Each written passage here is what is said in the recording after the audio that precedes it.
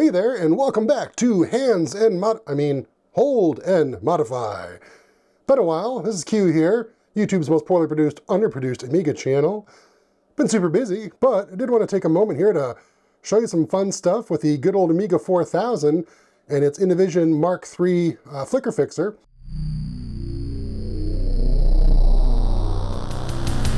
This computer will rule the world.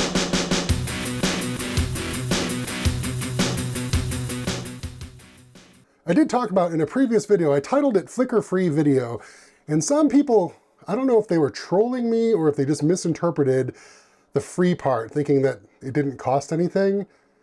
I think that was more a troll, right? So yeah, flicker free, meaning no interlace flicker. One of the things you might notice here is this is, of course, a 16:9 monitor, just like before. And yeah, even despite that, everything's still kind of squished and weird. Why is that?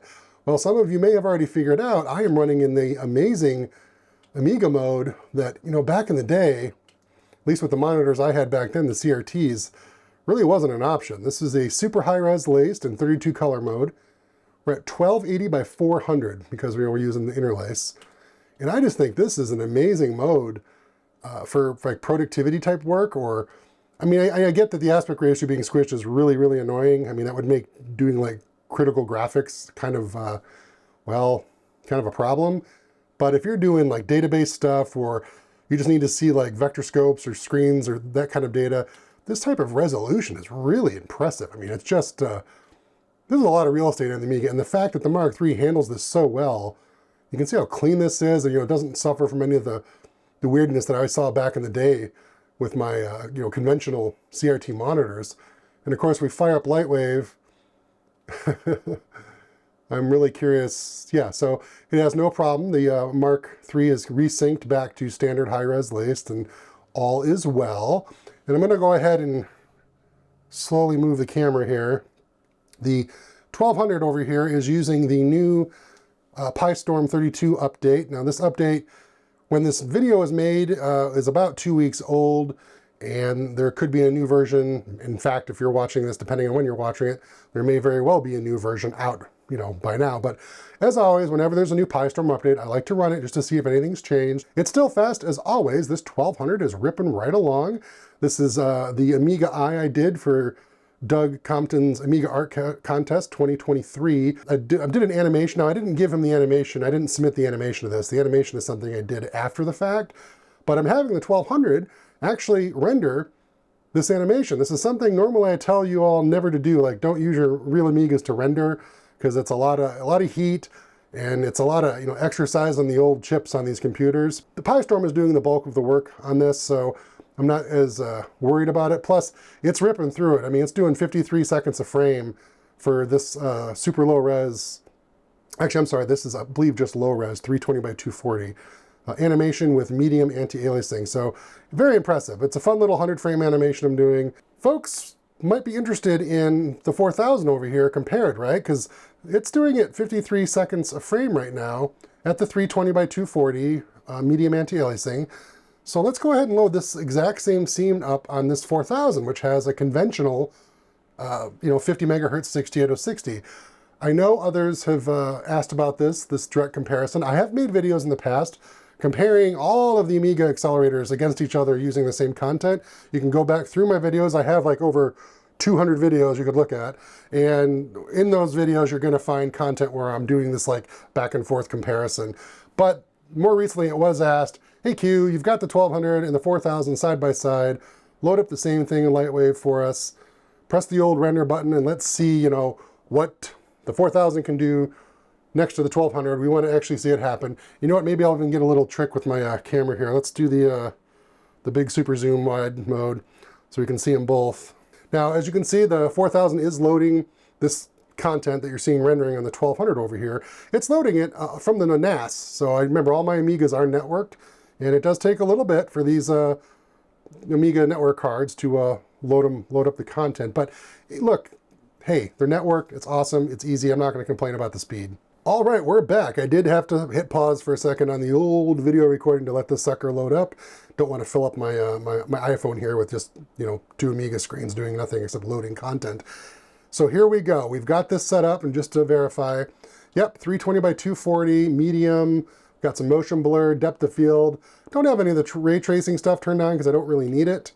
And let's go ahead and we'll keep the frame output. I'm gonna put the frame output, I'm gonna call it something different so I don't step on what the 1200, see the 1200 is right now, guys, live rendering this and saving out to the network. So I don't want this 4000 to step on what it's doing. So I'm just gonna call this test.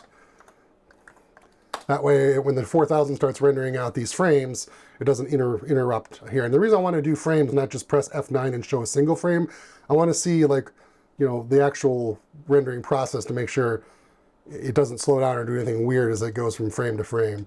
So here we go.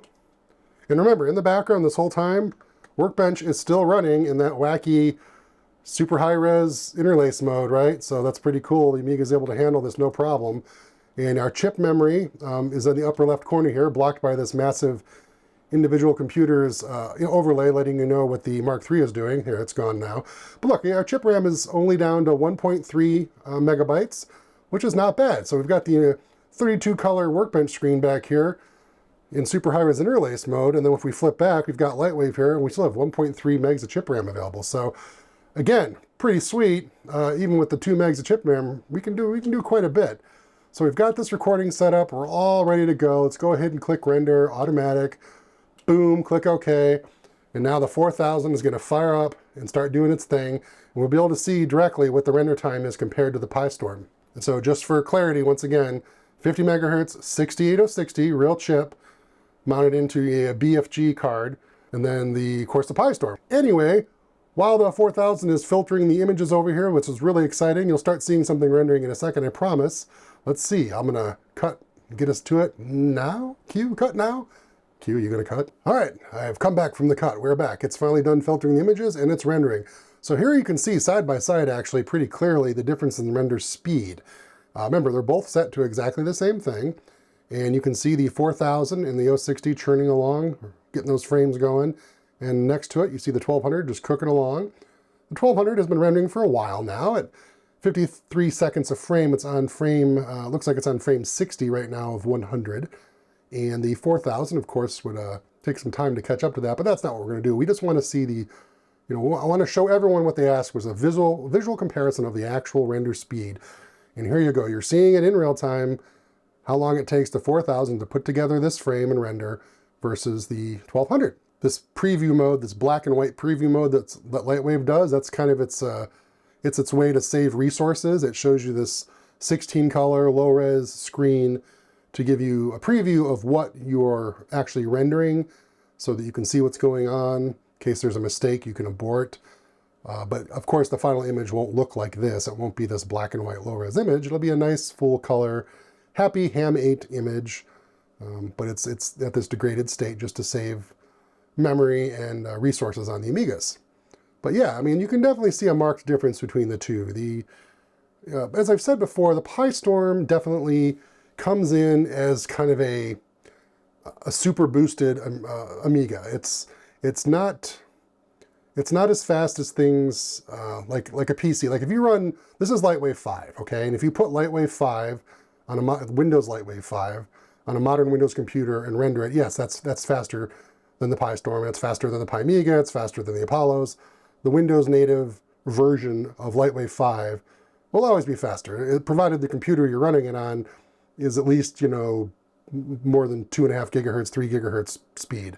The PyStorm is really close, and it's really fast. I would say that, I mean, look, I did this test earlier on my AMD CPU, which does a single thread clock speed of around 4 gigahertz. So at 4 gigahertz, running LightWave 5 in Windows with this same scene, the frame took about 18 seconds to render, but guess what? That was at twice the resolution. That was not at low res, that was at medium res, so 640 by 480, 18 seconds a frame on the PC. So this PyStorm, for as fast as it is, at 53 seconds, that's still much slower than 18 seconds, and it's at half the resolution. So again, when I say like you can create your content on your Amigas, because that's where it's fun to be, limited to the restrictions of the platform. But when it comes times to render, it's not just about saving your precious Amigas from having to render all night, but the speed. I mean, you can throw this thing. We're fortunate enough with LightWave especially that you can either fire up WinUAE and run Amiga LightWave and get it rendered over there, or you can just fire up native LightWave 5 for Windows and run the scene there. So you're just removing the emulation layer completely. It's an option that's unique to LightWave that we have, which is pretty cool. And sometimes I admit I do that. I don't even go to WinUAE when I go back to Windows to render. I just load up LightWave 5 for Windows and load this content in. It doesn't alter it in any way, and it renders just like you see here. So the 4000 now, by the way, as I've been talking, it's in the background doing its thing. It's on pass 5 of 9. And meanwhile, the 1200 over here is just trucking along, blasting through passes. But as you can see, this is going to be slower, the 4000. We'll go ahead and let it finish, and we'll get an actual time on it. All right, that 4000 is finally getting close. We're on pass 9 of 9. It's getting ready to show us its amazing render, and we'll get a time down here in the corner that we can look at. I don't know about you, but I'll be happy to finally be done with this, having these two eyeballs staring at me so menacingly this entire time I've been watching this. It does start to wear on you, wear on your psyche. Starts to make things a little strange. Look at it. It's still looking at me. Stop looking at me. There we go. As I promised, a nice Ham 8 image, not a black and white image. So again, beautiful. Even though it's 320 by 240 at that smallish resolution by today's standards, it still looks great. Especially here, it's properly scaled with the Mark III flicker fixer, and looks fantastic. And we've got our frame and how it's going to look. Yay, awesome. And the 1200 just keeps rendering. So now we're going to click the button and we'll see what that render time was. It was 11 minutes and 4 seconds. Let me go ahead and down there for you. So as you can see, yeah, 11 minutes and 4 seconds versus 54 seconds over here. Right there, look at that. See that way over there? That's pretty substantial, isn't it? All right, well, I hope you've enjoyed staring at the twin eyes of doom and glory.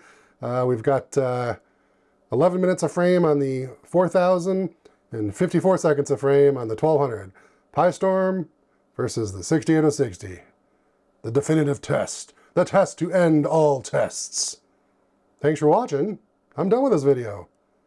Oh, these eyes are really starting to freak me out.